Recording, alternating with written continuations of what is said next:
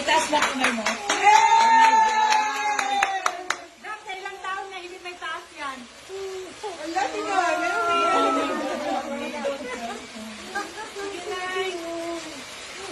Masakit kasi siguro yung balita. Kasi nga frozen to eh. Oo. Ilang years ko hindi na itaas? 80 years old. Ngayon lang na itaas. For how many years? Naliligo kasi ako ganyan eh.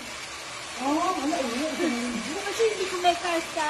Pero ngayon okay na na eh. Sige na na, ganyan na.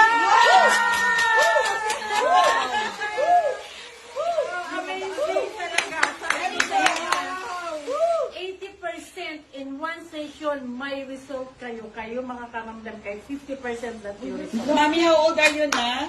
Thank you. Mami, how old are you? 79. Oh my God. Yay. Pabili mo yung anak mo. Mga happy si Daddy. Patingin mo namin. Hindi na, kuya na lang. Ilalamig po sa kanya. Sino kuya? Pumunta ka